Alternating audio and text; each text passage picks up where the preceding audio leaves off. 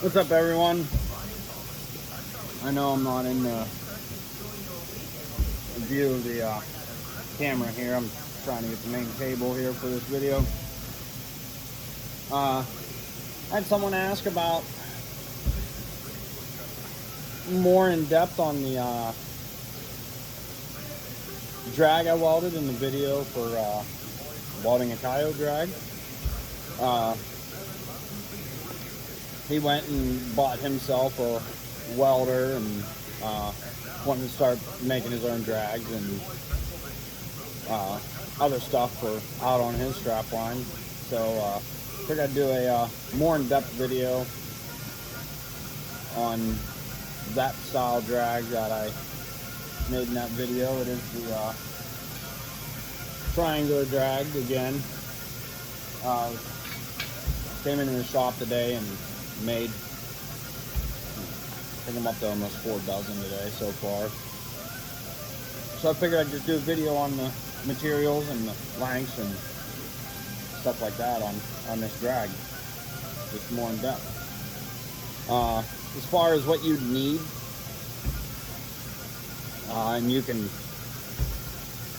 tweak this however you'd like to tweak it, but this is just exactly how I make them. You need 1 inch by 1/2 inch. You need 1/4 inch by 3 inch D-rings, 1/4 inch round stock. Now, for the body of the drag, you'll need a 11 inch long piece of 1 inch by 1/2 inch and a 7 inch long piece, 1 inch by 1/2 inch.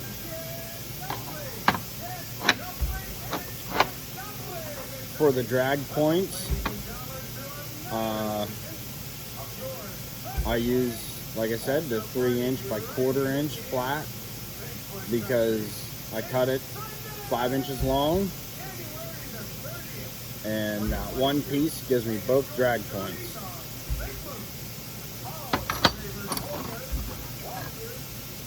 When you buy your flat stock at 3 inches by 1/4 inch, it'll be like that. You'll cut it at 5 inches. You'll cut from corner to corner, both drag points. For the chain deflector, the top being 7 inches, you do not want to cut your 1/4 inch round 7 inches and then bend it.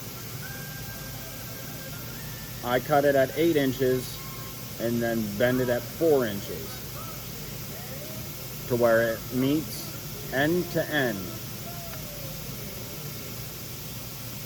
And that gives you a nice chain deflector on there. If you cut it at 7 inches and then bend it, it'll be down to here after it's bent. And you'll have this big flat spot there for your chain and everything you get all hooked up on, defeating the purpose of the chain deflector. So that's how you do the chain deflector. If you wanted at more of an angle, then you just cut it a little longer and bend it to where it goes end to end. And you can bend them in a vise and all that. I have a little jig here that I bend them with, so that way they're all bent the same. But like I said, the 8 inch and then measure down to 4 inch makes the, in my opinion, the nicer chain deflector from end to end, nothing there for it to hang up on.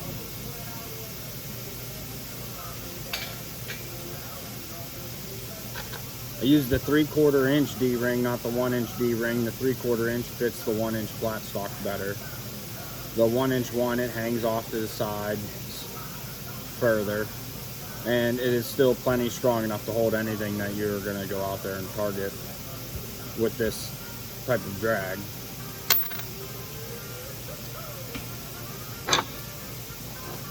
Reason why I like the 7 inch top by the 3 inch is when you weld this together,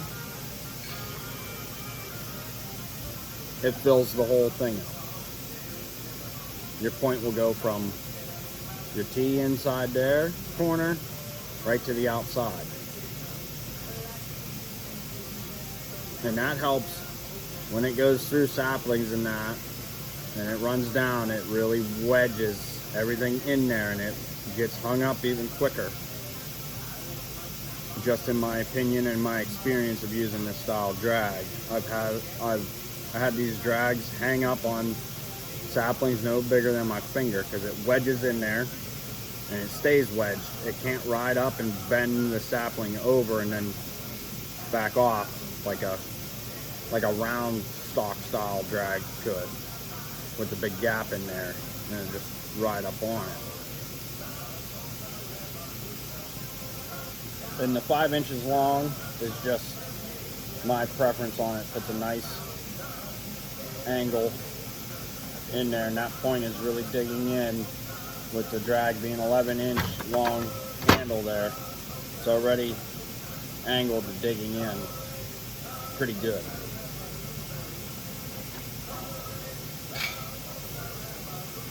So we're going to weld this up, and I'll show you how I weld these on. You can weld them on how you'd like. I'm just going to show how I weld them on more in depth than I did in that last video. So I'll get my welder turned on.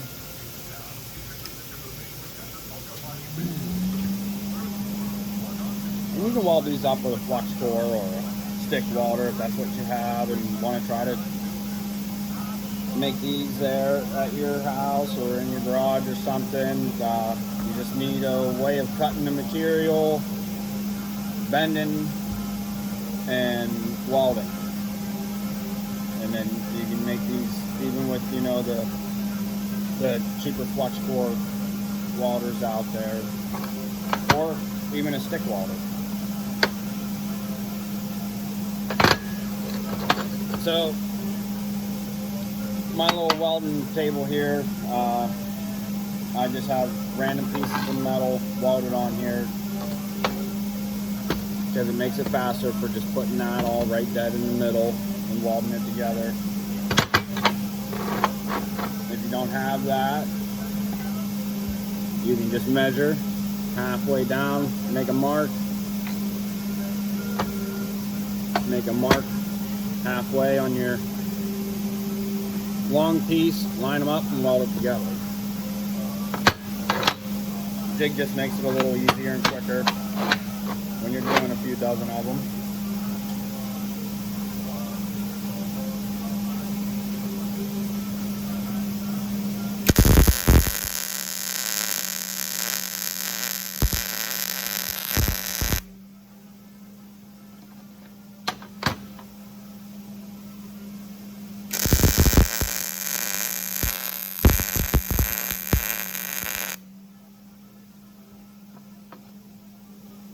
So I weld that together.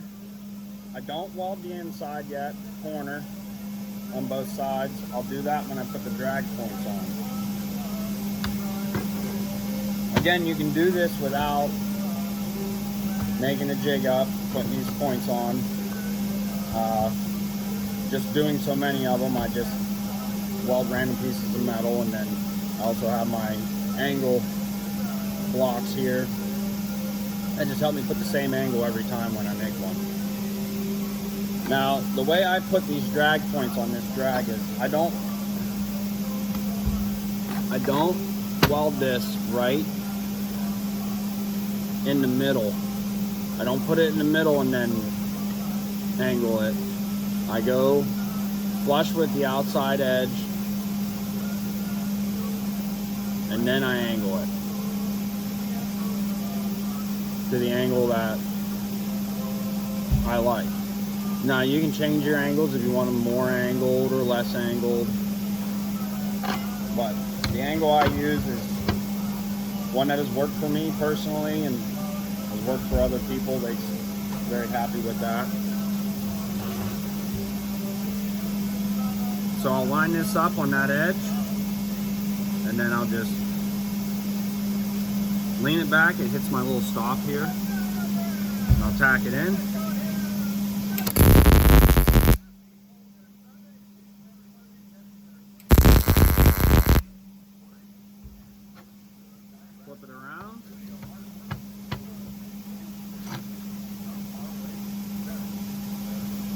Same thing to the other side. I line that up straight flush with the one edge, and then I angle it back, and it hits my stop.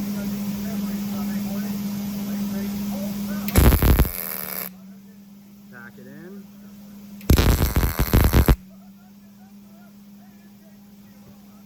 Then they're tacked in place. Now I go and I weld the inside on both sides, and then I go and weld the outside.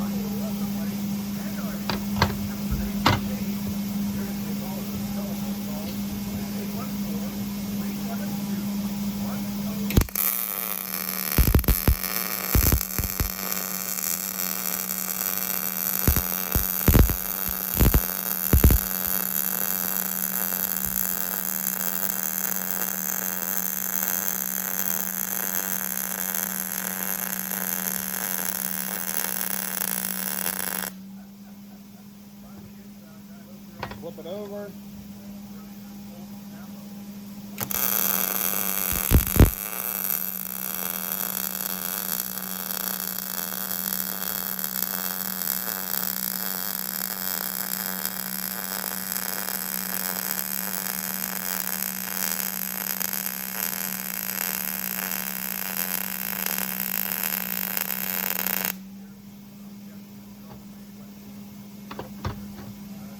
Now I'll weld the front side, that both back sides are welded in.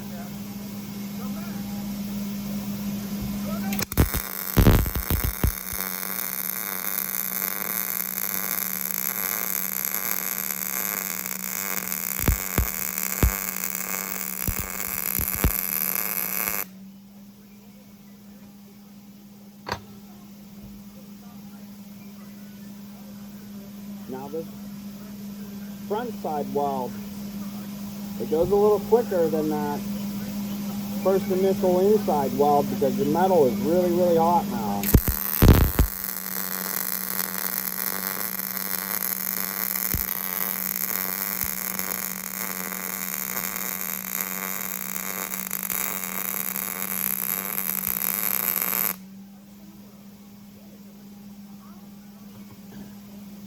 And then I just go straight across back into that T. Now, like I said, I did not weld these inside edges when I first constructed the T of the drag. Now I'll do that with the teeth on there. And it puts them teeth and the inside 90 of that T all together.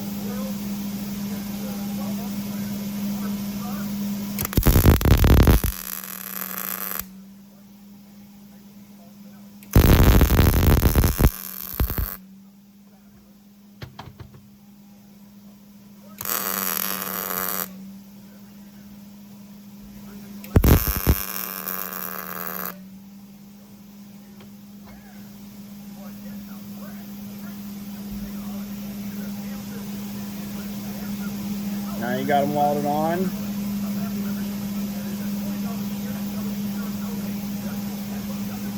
Time to put the D-ring on.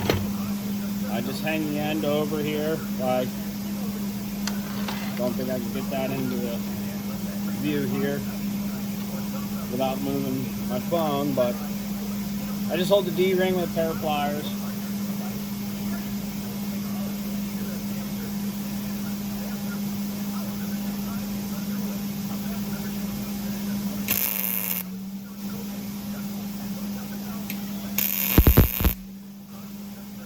Tack it on there.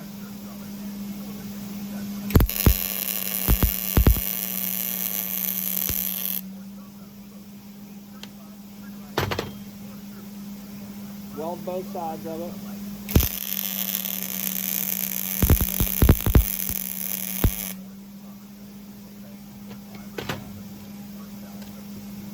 Got your D-ring on. Now time for the chain deflector.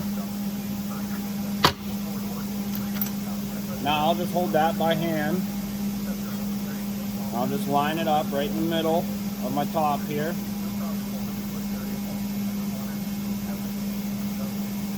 Tack it in.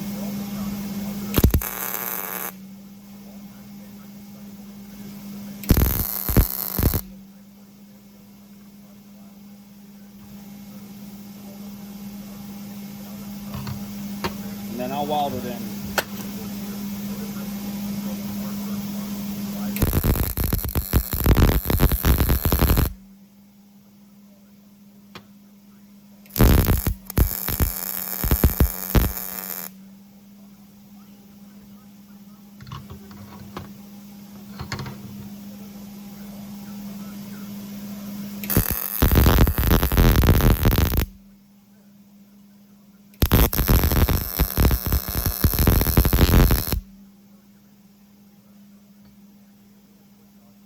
There you go. There's the drag. Like I said, I just wanted to do this video and a little more in depth for anyone who wants to go ahead and have a welder at home and means of cutting up metal and bending some of it and enjoy tinkering around and making your own stuff.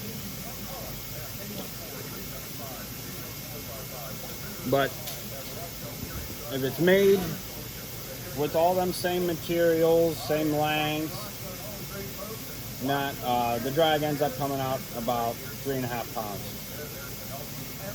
which in my opinion is a good weight for a good coyote bobcat drag. I am going to make smaller dimensions of this same drag for like fox and raccoon or mink drags. Now that's the triangular one. For the round, you can do the same thing for round spikes. You just different material, and they weld to the outside edge of your tee. It makes them a little wider of a drag, but I just use 5/8 cut to an angled point,